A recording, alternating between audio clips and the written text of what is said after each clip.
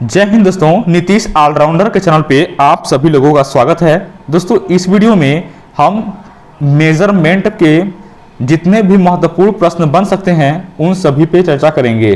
तो दोस्तों वीडियो में लास्ट तक बने रहिएगा, ठीक है दोस्तों। स्किप तो बिल्कुल भी मत करिएगा, क्योंकि अभी जो आपका जस्ट टेक्निकल के जो भी एग्जाम आ रहे हैं, जैसे यूपीपीसीएल हो गया, एनएचपीसी हो गया, ठीक है, उसमें ये वीडियो काफी हेल्पफुल रहेगा, क्योंकि इसमें बस हम टू द पॉइंट की बात करेंगे। तो चलिए दोस्तों शुरू करते हैं। देखिए दोस्तों, internal resistance of ideal volt meter is infinite, ठीक है। यदि आपसे एग्जाम में पूछा जाएगा कि आइडियल वोल्ट मीटर का जो इंटरनल रेजिस्टेंस है वो कितना होता है, तो इनफाइनाइट होता है, आप इसको ध्यान दीजिएगा। उसके दोस्तों देखिए, internal resistance of ideal ammeter is zero, ठीक है। देखिए दोस्तों, आपका जो एमीटर है उसका इंटरनल रेजिस्टेंस जो अगर आइडियली देखा जाए तो जीरो होना चाहिए। क्यों जीरो होना चाहिए? कि उसमें जो है कि कोई भी वोल्टेज ड्रॉप ना हो। अगर आप ज्यादा कर देंगे उस एमीटर के इंटरनल रेजिस्टेंस को, तो उसमें ज्यादा वोल्टेज ड्रॉप होने लगेगा और लोड एंड पे वोल्टेज बहुत ही कम मिलेगा। इसके लिए दोस्तों हम एमीटर के जो है कि इंटरनल रेजिस्टेंस को बहुत मिनिमम रखते हैं और आइडियली कंडीशन में जीरो कंसीडर करते हैं। तो चलिए दोस्तों, अब देखिए अगला पॉइंट देख लीजिए। ठीक दोस्तों, इसी प्रकार से वोल्ट मीटर की भी बात करें तो वोल्ट मीटर में उसके इंटरनल रेजिस्टेंस को इनफाइनाइट रखा जाता है। क्यों? क्योंकि आपका जो है कि क्योंकि वोल्ट मीटर को लोड में हम पैरेलल में लगाते हैं, ठीक है। तो उससे क्या होगा कि अगर आप जो है कि वोल्ट मीटर के इंटरनल रेजिस्टेंस को इनफाइनाइट रखेंगे तो इसमें करंट बहुत ही कम जाएगा, नगण्य के बराबर, और जिससे कि पूरा करंट जो है वो लोड को मिलेगा, ठीक है। पूरा करंट किसको मिलेगा दोस्तों? लोड को मिलेगा। तो उम्मीद करता हूं कि आपको ये पॉइंट समझ में आया होगा। चलिए आगे देखते हैं दोस्तों। ठीक उसी प्रकार से internal resistance of practically volt meter is more than 1000 ओम और 1 किलो ओम। यदि आपसे प्रैक्टिकली कंडीशन की बात करेगा कि वोल्ट मीटर में कितना रेजिस्टेंस होना चाहिए उसका इंटरनल रेजिस्टेंस, तो आपका जवाब होगा मोर देन 1 किलो ओम, अर्थात 1 किलो ओम से ज्यादा। दोस्तों एमीटर का इंटरनल रेजिस्टेंस कम से कम होना चाहिए, ठीक है। एमीटर का यदि इंटरनल रेजिस्टेंस की बात करें आर इंटरनल की, तो कम से कम होना चाहिए, ठीक है। अप्रॉक्सीमेट मतलब slightly greater than zero. Zero तो नहीं हो सकता प्रैक्टिकली कंडीशन, क्योंकि कोई ऐसा चालक है ही नहीं जिसका इंटरनल रेजिस्टेंस जीरो हो सके, ठीक है। तो स्लाइटली ग्रेटर देन जीरो मतलब जीरो के आसपास, ठीक है। चलिए आगे देखते हैं। अब दोस्तों आइए बात करते हैं टार्क का, कि जो भी मूविंग इंस्ट्रूमेंट है या परमानेंट मैग्नेट मूविंग कॉइल है, जो भी मेजरिंग इंस्ट्रूमेंट है, अर्थात एमीटर बोल सकते हैं, वोल्ट मीटर बोल सकते हैं, करंट, वोल्ट मीटर, फ्रीक्वेंसी, इन सबको मापने के लिए जितने भी इंस्ट्रूमेंट बनाए गए हैं, इन्हीं सभी इंस्ट्रूमेंट को हम इस EIM के अंतर्गत पढ़ते हैं। तो चलिए इसमें हम टार्क का कुछ फार्मूला देख लेते हैं जो कि बहुत महत्वपूर्ण हो जाता है। देखिए दोस्तों, आपका जो डिफ्लेक्टिंग टार्क का फार्मूला होता है F = NBIL sin थीटा, ये होता है फोर्स, ठीक है। उस मतलब कि यदि ये फार्मूला दोस्तों देखिए PMMC का है ना, परमानेंट मैग्नेट मूविंग कॉइल क्या है, ठीक है। तो परमानेंट मैग्नेट मूविंग कॉइल के जो आपका एल्यूमिनियम फार्मर का जो सीट होता है, तो उस पर कितना फोर्स लगेगा मैग्नेटिक फील्ड के कारण, तो F = NBIL sin थीटा, ठीक है। उसके बाद दोस्तों देखिए टार्क का फार्मूला होता है फोर्स इनटू परपेंडिकुलर डिस्टेंस। तो यहां पे देखिए फोर्स का आप तो रख सकते हैं, टार्क को लिख सकते हैं TD अर्थात डिफ्लेक्टिंग टार्क, ठीक है, डिफ्लेक्टिंग टार्क। और यहां पे देखिए फोर्स का फार्मूला है NBIL, ठीक है, और इनटू परपेंडिकुलर डिस्टेंस को D से डिनोट कर दिया गया है। तो फाइनली आपका फार्मूला बन जाता है NBI, और यहां पे देखिए दोस्तों L भी एक लंबाई का पैरामीटर है और D भी एक पैरामीटर है जो कि चौड़ाई का है। तो इन दोनों को मिला के यहां पर A लिख दिया गया है, अर्थात एरिया, ठीक है। और आपको पता भी है एरिया = लेंथ एंड विड्थ होता है, ठीक है। आइए दोस्तों आगे बात करते हैं। देखिए काइनेटिक एनर्जी का फार्मूला यहां पर कंसीडर कर दिया गया है 12 J⍵²। चलिए अब नीचे चलते हैं। देखिए method of provide damping torque. दोस्तों जो डैम्पिंग टार्क होता है ना, जो कि आपका जो पॉइंटर होता है मेजरिंग इंस्ट्रूमेंट में जो संकेतक होता है, ठीक है, ये आपका स्केल हो गया मेजरिंग इंस्ट्रूमेंट का, और यहाँ पे देखिए ऐसे सुई रहता है ना, जिसको पॉइंटर कहते हैं। तो ये पॉइंटर जब दोस्तों हम इसमें जब करंट अप्लाई करते हैं या फिर जब भी मेजर करने के लिए उसको हम प्लग इन करते हैं, तो ये जो पॉइंटर है ये ऐसे डिफ्लेक्ट होता है, ठीक है। TD अर्थात डिफ्लेक्टिंग टार्क इस पे लगता है और डिफ्लेक्ट होता है। तो दोस्तों ये पॉइंटर जो है ये ऐसे ऐसे डैम्प ना करे, हिले ना, ठीक है, एक्यूरेसी के साथ एक जगह स्थिर होके ये अपनी रीडिंग को बताए। और डैम्प तो न करे। इस डैम्प न करने के लिए दोस्तों क्या हम यूज करते हैं, तो डैम्पिंग टार्क हम जो है कि यूज करते हैं, ठीक है। तो ये दोस्तों डैम्पिंग टार्क कौन कौन से इंस्ट्रूमेंट में कौन कौन तरीके से किया जाता है, तो आइए ये आपके एग्जाम में जरूर पूछा जाता है, तो इस पे आप जरूर ध्यान दीजिएगा, ये मोस्ट इंपॉर्टेंट है दोस्तों, ठीक है। ये दोस्तों क्या है, मोस्ट इंपॉर्टेंट है। तो देखिए दोस्तों, एडी करेंट डैम्पिंग जो यूज होता है वो पीएमएमसी इंस्ट्रूमेंट में होता है। परमानेंट मैग्नेट मूविंग कॉइल जो इंस्ट्रूमेंट होता है इसमें आपका एडी करेंट डैम्पिंग यूज होता है। उसके बाद मूविंग आयरन इंस्ट्रूमेंट में दोस्तों एयर फ्रिक्शन डैम्पिंग यूज होता है। फ्यूल्ड फ्रिक्शन डैम्पिंग दोस्तों किसमें यूज होता है, तो इलेक्ट्रोस्टैटिक इंस्ट्रूमेंट में, ठीक है। आप इन पॉइंट को याद रखेंगे, एग्जाम में बार बार पूछा जाता है, ठीक है। चलिए आगे देखिए दोस्तों, यहाँ देखिए पीएमएमसी इंस्ट्रूमेंट का एक छोटा सा डायग्राम यहाँ पे बना दिया गया है, क्योंकि ये शॉर्ट नोट्स है इसलिए आपको इतने से काम चलाना पड़ेगा, ठीक है। तो यहाँ देखिए ये आपका मैग्नेट हो गया, जहाँ पे एन है और यहाँ पे क्या है, ये एस है, ये परमानेंट मैग्नेट है। यहाँ पे देखिए एक एल्यूमिनियम फार्मर की एक सीट बनी हुई है कुछ इस प्रकार से, ठीक है। इसी पे कॉइल लपेटा होता है और यहाँ पे देखिए दोस्तों, यहाँ पे एक स्प्रिंग के द्वारा इसको क्या प्रोवाइड किया गया है, डैम्पिंग सॉरी दोस्तों, इसको स्प्रिंग के द्वारा दोस्तों कंट्रोलिंग टार्क प्रोवाइड किया गया है। कंट्रोलिंग दोस्तों टार्क क्या होता है, तो समझ लीजिए, जब किसी भी मेजरिंग इंस्ट्रूमेंट को आप करंट अप्लाई करते हैं तो ये टीडी से डिफ्लेक्ट होता है, और जब आप करंट हटा लेंगे यानी सप्लाई से आप इसको आउट कर देंगे तो ये वापस दोस्तों जीरो पर जाएगा ना। तो जीरो पर जाने के लिए क्या होता है, इसको कंट्रोलिंग टार्क की आवश्यकता पड़ती है। ये दोस्तों स्प्रिंग के द्वारा दिया जाता है, ठीक है। चलिए आगे देखते हैं। देखिए दोस्तों, यहाँ पे deflecting torque produced by the permanent magnet, इसको जो डिफ्लेक्टिंग टार्क मिलता है टीडी, ये परमानेंट मैग्नेट की तरह मिलता है, ठीक है। और ये दोस्तों क्या है, करंट थ्रू द कॉइल, ये जो करंट ये जो कॉइल है यहाँ पे, तो ये इस कॉइल में करंट जाता है तो ये डिफ्लेक्टिंग टार्क का काम करता है, ठीक है। आगे देखिए दोस्तों, कंट्रोलिंग टार्क जो प्रोवाइड किया जाता है वो हेयर स्प्रिंग की सहायता से किया जाता है, ठीक है। स्प्रिंग होता है, ठीक है, उसकी सहायता से किया जाता है। और ये दोस्तों देखिए पूछा जाता है कि स्प्रिंग कैसे बनाया जाता है, तो ये फॉस्फर ब्रांच का बना होता है, ठीक है। ये बहुत ही महत्वपूर्ण है, आप इसे अवश्य याद रखेंगे, ठीक है। चलिए शुरू करते हैं आगे। देखिए सीट जो है, ये सीट बना हुआ है ऐसे, ठीक है, ये एल्यूमिनियम फार्मर का सीट होता है, ठीक है। ये किसका होता है दोस्तों, एल्यूमिनियम फार्मर का ये सीट होता है। यहां से करंट इन होता है, यहां से करंट आउट होता है, ठीक है। चलिए आगे देखिए यहां पर अब according to Fleming left hand rule आपसे पूछा जाएगा कि फ्लेमिंग लेफ्ट हैंड रूल में थंब क्या बताता है, ठीक है, मध्य वाली उंगली क्या बताता है, तो ये सब भी आप याद रखिएगा। According to Fleming left hand rule, जो आपका जो अंगूठा होता है ये फोर्स बताता है, और जो आपका अंगूठे के बगल वाली जो उंगली होता है वो फील्ड को बताता है, और मध्य वाली उंगली करंट को बताता है, ठीक है। तो आप इस बात को याद रखिएगा। और देखिए दोस्तों, एल फ्लेमिंग का लेफ्ट हैंड रूल कहां यूज होता है, तो ये दोस्तों यूज होता है आपका मोटर में, ठीक है। कहां यूज होता है, मोटर में। चलिए आगे चलते हैं। देखिए दोस्तों आगे देखिए, अगर आपसे पूछ ले एग्जाम में कि टार्क का यूनिट क्या होता है, मात्रक का मतलब टार्क का मात्रक क्या होता है, ठीक है, बलाघूर्ण का जो मात्रक होता है वो क्या होता है, तो न्यूटन इंटू मीटर होता है। आप एकदम अच्छे से याद रखिएगा इसको। उसके बाद देखिए दोस्तों, फॉर कंट्रोलिंग टॉर्क ना, कंट्रोलिंग टॉर्क के लिए दोस्तों, कंट्रोलिंग टॉर्क यहाँ टीसी से डिनोट किया गया है, और ये आपका डायरेक्टली समानुपाती होता है टीडी के, और ये डायरेक्टली समानुपाती होता है थीटा के, और ये होता है डायरेक्टली समानुपाती आई के, ठीक है। आपका यदि आपका डिफ्लेक्टिंग टार्क बढ़ता है, ठीक है, यदि आपका डिफ्लेक्टिंग टार्क बढ़ता है, एक सेकंड दोस्तों, यदि देखिए आपका डिफ्लेक्टिंग टार्क बढ़ता है तो कंट्रोलिंग टार्क भी बढ़ेगा, और डिफ्लेक्टिंग टार्क के बढ़ने के साथ साथ पॉइंटर के बीच जो एंगल बन रहा है वो भी बढ़ेगा, और ये सब कुछ बढ़ेगा करंट के बढ़ने से, यानी सब कुछ बढ़ेंगे, ठीक है। अब देखिए दोस्तों, यहाँ पे चूंकि टीसी प्रोपोर्शनल टू थीटा है, जिसको हम कह सकते हैं टीसी प्रोपोर्शनल टू थीटा, ठीक है। अब यहाँ पे दोस्तों टीसी इक्वल टू प्रोपोर्शनल हटाएंगे तो एक कांस्टेंट आएगा के, जिसे कहेंगे के थीटा हो जाएगा, टीसी इक्वल टू के थीटा, और ये के होता है दोस्तों देखिए स्प्रिंग कोफिशिएंट। आगे चलिए देखते हैं।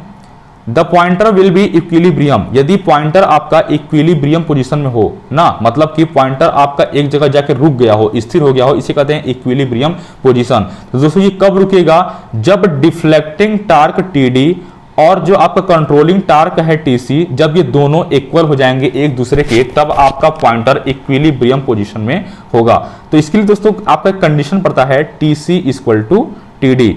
जब देखिए दोस्तों टीसी आपका किसके प्रोपोर्शनल है, तो के थीटा के है, और टीटी का फार्मूला आपको मैं बता ही चुका हूं NBIA, तो यहां से थीटा की वैल्यू निकल के आ जाएगी NBIA डिवाइडेड बाई के। ठीक है, अगर NBA डिवाइडेड बाई के को कांस्टेंट मान लिया जाए, जी मान लिया जाए, कांस्टेंट जी मान लिया जाए, तो theta equal to G into I आ जाता है, और यहां पे थीटा आपका आई के डायरेक्टली समानुपाती हो जाता है। ठीक है, देखिए दोस्तों जो आपका PMMC इंस्ट्रूमेंट है ना वो लीनियर होता है। ठीक है, क्या होता है, लीनियर होता है, और ये सिर्फ डीसी को मापता है। अभी आगे देखेंगे इसके विषय में। आइए क्यूरी ताप की बात करते हैं। तो दोस्तों देखिए क्यूरी ताप क्या होता है, जिस ताप पर कोई मैग्नेटिक मटेरियल अपना मैग्नेटिक क्वालिटी खो दे तो उस ताप को क्यूरी ताप कहते हैं। ठीक है, याद रखिएगा, परमानेंट मैग्नेट डाईमैग्नेटिक मटेरियल और फेरोमैग्नेटिक मटेरियल। ठीक है, पैरामैग्नेटिक, सॉरी मैंने सर इसको परमानेंट मैग्नेट बोल दिया, पैरामैग्नेटिक, डाईमैग्नेटिक, फेरोमैग्नेटिक। तो पैरामैग्नेटिक मटेरियल जो होते हैं वो नॉन मैग्नेटिक मटेरियल होते हैं, डाईमैग्नेटिक मटेरियल भी नॉन मैग्नेटिक मटेरियल होते हैं, और फेरोमैग्नेटिक मटेरियल जो होते हैं वो मैग्नेटिक मटेरियल होते हैं। याद रखिएगा, इसको ये भी एग्जाम पूछा जाता है।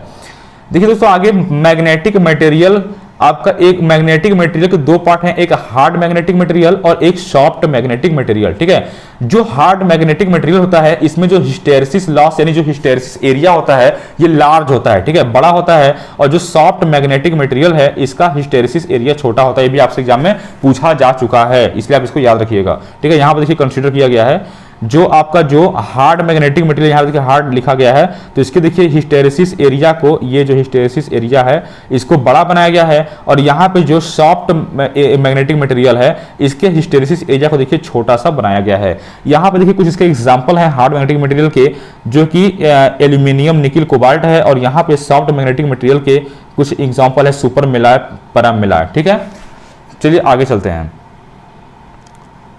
दोस्तों मेरे चैनल पर नए हैं तो सब्सक्राइब जरूर कर लीजिएगा। ठीक है, और बेल आइकन को प्रेस करिए, हो सकता है मैं नेक्स्ट वीडियो में कुछ और सब्जेक्टों के कुछ काफ़ी महत्वपूर्ण शॉर्ट नोट्स में प्रोवाइड करूंगा आप लोग के लिए। तो चलिए शुरू करते हैं। देखिए आगे, PMMC reads only DC value. ठीक है, PMMC reads only DC value और एवरेज वैल्यू। दोस्तों इसका कहने का मतलब है कि परमानेंट मैग्नेट मूविंग कॉइल जो है वो केवल DC वैल्यू का ही मेजर करता है, और एवरेज वैल्यू, डीसी वैल्यू ही एवरेज वैल्यू होता है। ठीक है, तो ये इन्हीं का मेजर करता है, ये एसी का मेजरमेंट मेजर नहीं करेगा। ठीक है, अब देखिए दोस्तों आपसे कुछ महत्वपूर्ण बातों से यहाँ भी पूछ सकता है कि परमानेंट मैग्नेट मूविंग कॉइल में जो फ्लक्स डेंसिटी होता है वो कितना होता है, तो 0.1 टेस्ला से 1 टेस्ला। ठीक है, आपको पता है B = होता है 5/A, इसका यूनिट होता है वेबर प्रति मीटर स्क्वायर या टेस्ला। ठीक है, चलिए देखिए PMMC का जो आपका जो फ्लक्स डेंसिटी होता है 0.1 टेस्ला से 1 टेस्ला। मूविंग आयरन टाइप जो इंस्ट्रूमेंट होते हैं उनका जो फ्लक्स डेंसिटी होता है 0.005 टेस्ला से 0.0075 टेस्ला।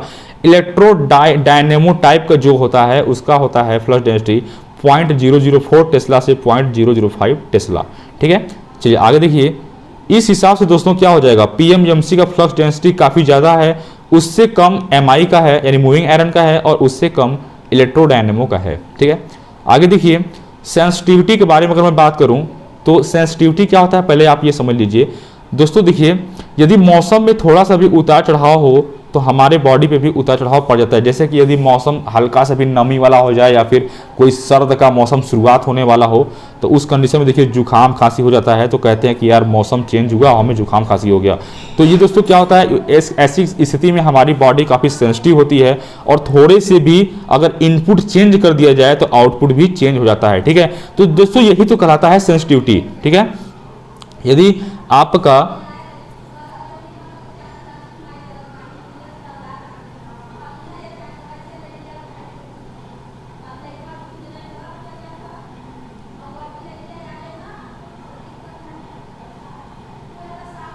ठीक है दोस्तों, यही तो होता है सेंसिटिविटी कि small change in output divided by small change in input. यदि आपने इनपुट में थोड़ा सा भी चेंज किया तो आउटपुट में भी चेंजेस देखने को मिलेगा। ठीक है, चलिए अब देखते हैं आगे। देखिए यहाँ पे दिखा दिया गया है सेंसिटिविटी S = डेल्टा आउटपुट अर्थात changes in output divided by changes in input. दोस्तों कि अब यहाँ पर थोड़ा सा एक पॉइंट है कि 1 एम्पियर = 10 डिग्री। ठीक है, ये कोई महत्वपूर्ण बात नहीं है।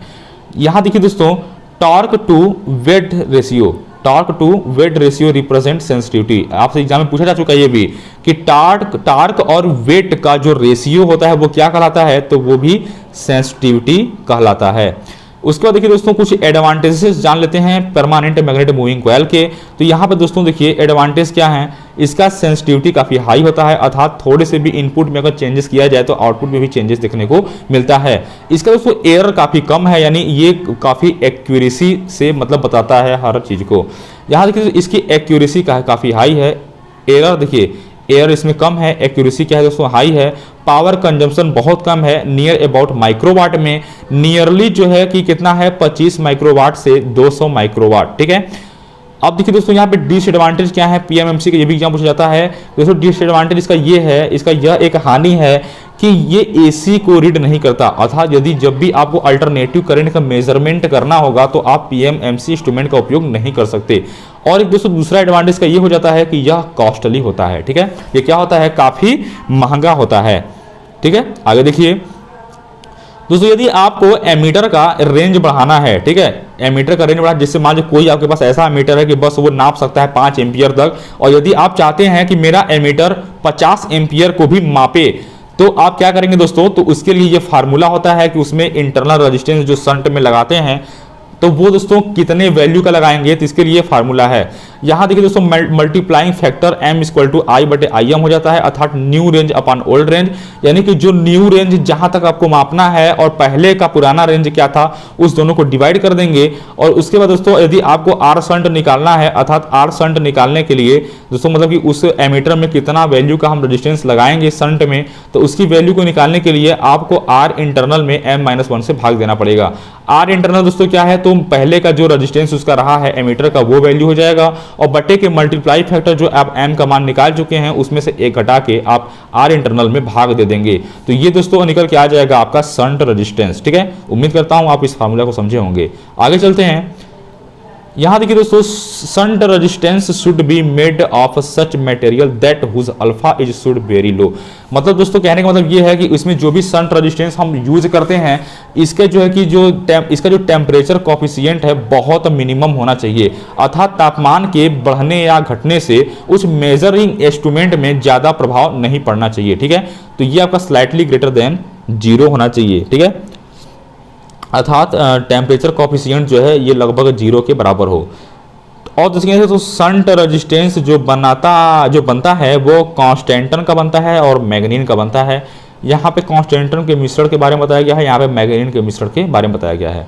चलिए आगे देखिए, यहाँ देखिए दोस्तों एक्सटेंशन ऑफ वोल्टमीटर, जैसे हम लोगों ने एमीटर के रेंज को बढ़ाया वैसे ही हम वोल्टमीटर के भी रेंज को बढ़ाएंगे। तो दोस्तों मल्टीप्लाइंग फैक्टर निकालने का फार्मूला सेम है, वहां पे न्यू करंट और बटे के ओल्ड करंट था, यहाँ पे न्यू वोल्टेज बटे के ओल्ड वोल्टेज हो जाएगा, यानी कि जो पुराना जो कि नया वोल्टेज कहाँ तक आप माप करवाना चाहते हैं वो उसकी वैल्यू होगी, और बटे के पुराने कहाँ तक ये माप कर सकता था उसकी वैल्यू हो जाएगी। तो यहाँ पे निकल के आ जाएगा मल्टीप्लाइंग फैक्टर। और यहाँ पे अब देखिए वोल्टमीटर में जो भी हम एक्सटर्नल रेजिस्टेंस लगाते हैं वो सीरीज में लगाते हैं, तो यहाँ पे फार्मूला आपका निकल जाएगा ओल्ड रेजिस्टेंस, यानी जो पहले जो रेजिस्टेंस उस वोल्टमीटर का था उससे मल्टीप्लाई कर देंगे मल्टीप्लाइंग फैक्टर में 1 घटा करके, ठीक है, ये आपका फार्मूला निकल के आ जाता है, ठीक है। चलिए आगे देखते हैं, यहाँ पर दोस्तों आपसे एग्जाम पूछा जा सकता है कि यूनिट ऑफ सेंसिटिविटी, सेंसिटिविटी की यूनिट क्या होती है, तो यूनिट होती है ओम पर वोल्ट, याद रखिएगा। सेंसिटिविटी दोस्तों प्रोपोर्शनल टू होता है 1/IFSD अर्थात फुल स्केल डिफ्लेक्टिव करंट, ठीक है, ये भी एग्जाम पूछा जा चुका है कि यदि फुल स्केल डिफ्लेक्टिव करंट की वैल्यू बढ़ाएंगे तो सेंसिटिविटी पे क्या प्रभाव पड़ेगा, तो दोस्तों सेंसिटिविटी इसकी कम हो जाएगी, ठीक है, क्योंकि देखिए अपोजिट रिलेशन है। चलिए आगे चलते हैं, रेक्टिफायर टाइप इंस्ट्रूमेंट की तरफ बढ़ते हैं। यहाँ दोस्तों देखिए एक रेक्टिफायर में अगर आप इनपुट एसी देंगे तो रेक्टिफायर का आउटपुट डीसी मिलेगा, और यह डीसी आप पीएमएमसी को देंगे तो यह रीड कर लेगा, ठीक है, यह क्या करेगा दोस्तों रीड कर लेगा। लेकिन डायरेक्ट आप पीएमएमसी को यदि एसी दीजिएगा डायरेक्ट तो यह रीड नहीं करेगा, ठीक है। तो पहले आपको एसी को रेक्टिफायर के माध्यम से डीसी में बदलना पड़ेगा। अब देखिए दोस्तों फुल वेव रेक्टिफायर का आउटपुट वोल्टेज जो एवरेज निकल के आएगा, ठीक है, आउटपुट वोल्टेज निकल के आएगा एवरेज में, इसकी फार्मूला है 2Vm बटे के पाई।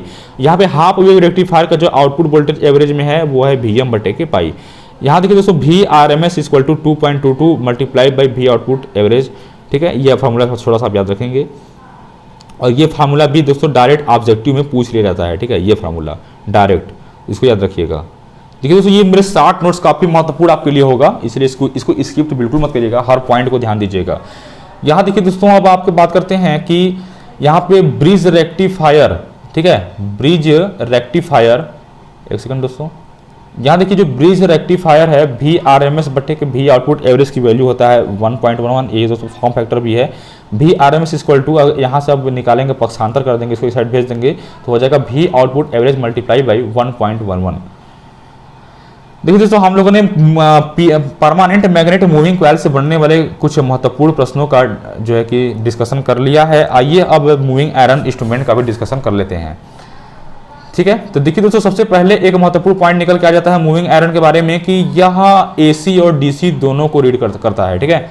मतलब कि यह, माफ कीजिएगा, यह आरएमएस वैल्यू को रीड करेगा, ठीक है, जिसमें कि एसी तथा डीसी कंपोनेंट दोनों होंगे, ठीक है। मतलब यह एसी को रीड कर सकता है और डीसी को भी। देखिए दोस्तों यहाँ पे जो आयरन है म्यू मेटल का है, आयरन प्लस निकिल, जो आयरन है वो म्यू मेटल का बना होता है, आयरन प्लस निकिल का, टू रिड्यूस हिस्टेरिसिस लॉस को कम करने के लिए। यहाँ पे आपका इंडक्टेंस का फार्मूला देखिए यहाँ पे दे दिया गया है, L equal to N square बट्टे के रिलक्टेंस ना, याद रखिएगा। यहाँ पे एन स्क्वायर बट्टे के रिलक्टेंस का भी फार्मूला होता है, यानी S इक्वल टू होता है 1/μ इंटू एल बाई ए, यहाँ पे इसको दिया गया है।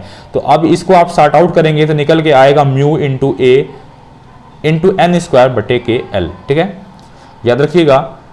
Where mu equal to mu naught into mu R, ठीक है। यहाँ पे म्यू नॉट की वैल्यू दे दी गई है 4 पाई इंटू 10 के पावर -7 और इसका यूनिट हो जाता है हेनरी पर मीटर। दोस्तों इसकी यूनिट भी बहुत महत्वपूर्ण है जो आपके एग्जाम में पूछ लिए जाते हैं, तो भैया इसके यूनिटों पे तो काफ़ी आप फोकस करिएगा। मूविंग आयरन इंस्ट्रूमेंट दो टाइप के होते हैं, आप लोग पढ़े हैं, बस आप लोग देखिए रिवीजन तो कर रहे हैं, बाकी तो सब लोग पढ़े ही हैं आप लोग। मूविंग आयरन इंस्ट्रूमेंट जो है वो दो टाइप का होता है, एक होता है एट्रैक्शन टाइप और एक होता है रिपल्सन टाइप, ठीक है। तो एट्रैक्शन टाइप में केवल एक आयरन यूज होता है, लेकिन रिपल्सन टाइप में 2 आयरन यूज होते हैं, ठीक है दोस्तों। तो इसमें जो 1 आयरन होता है एट्रैक्शन वाले में, ये 1 जो एक लोहा होता है ये मूविंग नेचर का होता है, यानी घूमता है, ठीक है। और रिपल्सन टाइप वाले में 2 आयरन होते हैं, जिसमें से एक आयरन तो फिक्स्ड होता है और एक आयरन मूविंग नेचर का होता है, ठीक है।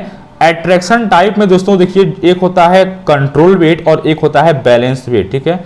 और यहाँ पर देखिए दोस्तों यदि यदि मूविंग आयरन वाले में पूछेगा डिफ्लेक्टिंग टार्क का फार्मूला, तो यहाँ पे दिया गया है ½ dl बाई डी थीटा, और यहाँ पे जो थीटा प्रोपोर्शनल होता है वो I स्क्वायर के होता है। तो दोस्तों उसमें जो फार्मूला था PMMC वाले में, यहाँ पे केवल I था ना, NBIA, तो ये I जो है यानी एक घात का समीकरण है, तो इस जो PMMC का स्केल होगा वो दोस्तों लीनियर होगा ना, लीनियर होगा। लेकिन यहाँ पे मूविंग आयरन में क्योंकि I स्क्वायर आया है, इसलिए इसमें जो इसका जो स्केल होगा वो नॉन लीनियर होगा, ठीक है। क्या होगा? नॉन लीनियर, महत्वपूर्ण है, याद रखिएगा। देखिए यहाँ पे नीचे मेंशन भी कर दिया गया है कि मूविंग आयरन स्केल का जो मूविंग आयरन स्केल होता है वो नॉन लीनियर तथा नॉन यूनिफॉर्म होता है। PMMC का दोस्तों लेकिन यूनिफॉर्म होता है, याद रखिएगा, ठीक है। In moving iron instrument either spring control is used और ग्रेविटी कंट्रोल, मतलब मूविंग आयरन इंस्ट्रूमेंट में यदि आपको कंट्रोलिंग टॉर्क प्रोवाइड करना है तो या तो आप स्प्रिंग के द्वारा भी कर सकते हैं और या तो आप ग्रेविटी के द्वारा भी कर सकते हैं। यदि दोस्तों देखिए ग्रेविटी कंट्रोल कब करेंगे? जब आपका मेजरिंग इंस्ट्रूमेंट जो है वो वर्टिकली हो, ठीक है, वर्टिकली होगा अगर, तो आप जो है कि ग्रेविटी कंट्रोल का यूज करेंगे, और यदि हॉरिजॉन्टली लगाए हैं तो आप स्प्रिंग कंट्रोल का यूज करेंगे। उसके लिए यहाँ पे फार्मूला दे दिया गया है TC प्रोपोर्शनल साइन थीटा और TC प्रोपोर्शनल टू थीटा, ठीक है। चलिए आगे देखिए यहाँ पे बता दिया गया है कि gravity control is used if instrument is installed on panel vertically mounted. यदि आपने इंस्ट्रूमेंट को वर्टिकली लगाया है तो आप ग्रेविटी कंट्रोल का यूज करिए। चलिए देखिए दोस्तों यहाँ पे एक चीज मैं आप समझा देता हूं कि देखिए जब ये पॉइंटर जाएगा इधर की ओर, ठीक है, तब ये जो है कि पिस्टन है, ये पिस्टन नीचे की ओर ऐसे दबेगा, ठीक है, यानी आउटवर्ड के डायरेक्शन में आएगा, ठीक है। और जब पॉइंटर इधर जाएगा, कंट्रोलिंग टार्क लगेगा जब इधर जाएगा, तब ये पिस्टन जो है इनवर्ड यानी अंदर की ओर जाएगा, ठीक है। ये आप याद रखिएगा, एग्जाम में यहाँ से भी क्वेश्चन पूछा जाता है।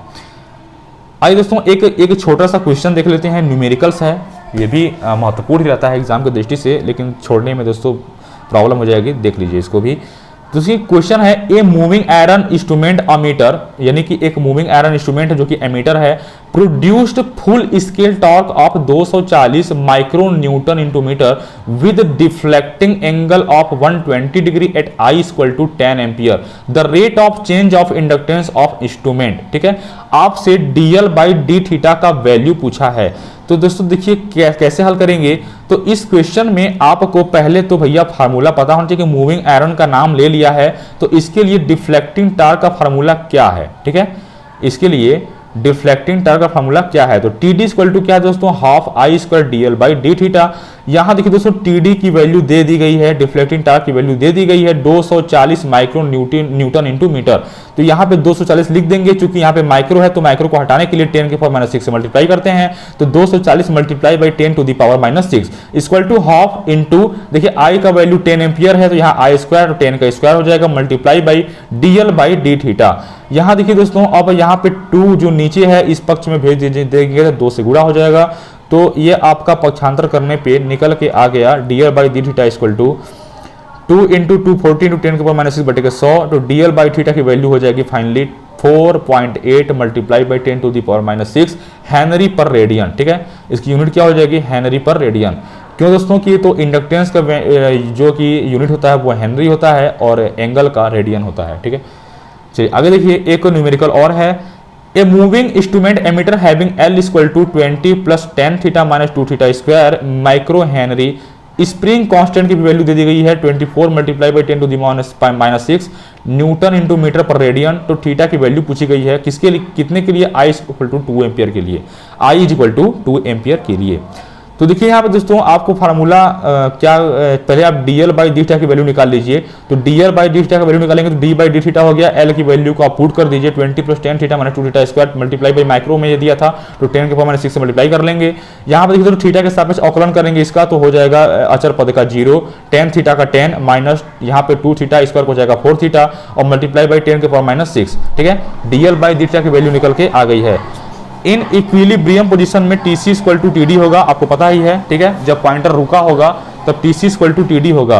तो टीसी की वैल्यू के थीटा है, टीडी की value half I square DL by d theta है। ठीक है, अब यहां से दोस्तों यदि आप सबकी वैल्यू को पुट कर लेंगे तो आपको थीटा इक्वल टू 35.82 मिल जाएगा। दोस्तों यहाँ पे कुछ मिसप्रिंट हो गया है, आप यहाँ पे आई स्क्वायर यहाँ पे देखिए दोस्तों 1/2 और के यानी स्प्रिंग कांस्टेंट का यहाँ पे वैल्यू रख दिया गया है, आई स्क्वायर की वैल्यू दोस्तों शायद नहीं रखा गया है, ये मिस प्रिंट हो गया है। तो यहाँ पे आप इसको मल्टीप्लाई बाई 4 कर लेंगे क्योंकि आई का वैल्यू क्या था 2 था। ठीक है, तो 2 2 4 हो जाएगा और डीएल बाई डी थीटा की वैल्यू तो यहाँ पे पुट ही है, इसको सॉल्व करिएगा तो आएगा 35.82। ठीक है, चलिए आगे चलते हैं। देखिए यहाँ पर बी का एच से पीछे होना हिस्टेरिसिस लॉस कहलाता है, अर्थात फ्लक्स डेंसिटी का फ्लक्स इंटेंसिटी से पीछे हो जाना हिस्टेरिसिस लॉस कहलाता है। आपको पता ही है कि ये आपका ऐसे बनता है, BH लूप बनता है ऐसे, ये होता है आपका B और ये वाला होता है H। ठीक है, इसकी यूनिट होती है वेबर पर मीटर स्क्वायर। ठीक है, होता है 5/A वेबर पर मीटर स्क्वायर और इसका फार्मूला होता है NI/L अर्थात टर्न एम्पियर पर मीटर या एम्पियर पर मीटर कह सकते हैं। ठीक है, तो आगे देखिए यहाँ पर mu metal iron plus nickel use करने से BH कर्व एरिया कम हो जाता है और लॉस भी कम हो जाता है, ये ध्यान दीजिएगा। Attraction type is better than repulsion type. यदि आपसे पूछ ले कि मूविंग आयरन में जो दो टाइप होते हैं, एक होता है एट्रैक्शन टाइप, एक होता है रिपल्शन टाइप, तो दोनों में बढ़िया कौन है, तो आप कहिएगा कि एट्रैक्शन टाइप भैया बढ़िया है। ठीक है, अच्छा है। चलिए इंडक्शन टाइप इंस्ट्रूमेंट की बात करें। देखिए हम लोगों ने दोस्तों 2 कवर कर लिया, एक PMMC को और एक मूविंग आयरन को। हम लोगों ने 2 टॉपिक क्लियर कर लिया है काफ़ी अच्छे से। चलिए अब बात करेंगे इंडक्शन टाइप इंस्ट्रूमेंट की। तो दोस्तों ये वीडियो काफ़ी लंबा हो चुका है, तो इंडक्शन टाइप इंस्ट्रूमेंट को हम नेक्स्ट वीडियो में कवर कर लेंगे। ठीक है दोस्तों, देखिए दोस्तों उम्मीद करता हूँ कि आपको ये बहुत अच्छे समझ में आया होगा। यदि आप शॉर्ट मतलब छोटे से समय में यदि आप रिवीजन करना चाहते हैं तो बहुत एक अच्छा मौका है आपके लिए। मैं काफ़ी मेहनत से ये PDF बनाया हूँ, पहले मैंने इसको नोट किया अपने जो है कि अपने कोचिंग के नोट से, इसको पहले मैंने एक शॉर्ट नोट्स तैयार किया देखिए ये कहने को बस शॉर्ट नोट्स है, लेकिन इसमें कंसीडर सब कुछ किया गया है। तो दोस्तों आपको शॉर्ट टाइम में यदि आपको रिवीजन करना है तो ये काफ़ी एक अच्छा मौका है आपके लिए, रिवीजन कर लीजिए। पता नहीं मैं कितना वीडियो दे पाऊंगा क्योंकि मुझे भी टाइम नहीं मिल पाता है। ठीक है दोस्तों, तो दोस्तों यदि आप मेरे चैनल पर नए हैं तो सब्सक्राइब जरूर करिए और बेल आइकन को भी प्रेस कर लीजिए ताकि जब भी मैं वीडियो अपलोड करूं आपको नोटिफिकेशन के माध्यम से तुरंत प्राप्त हो जाए। चलिए दोस्तों, तो मिलते हैं अगले वीडियो में। जय हिंद।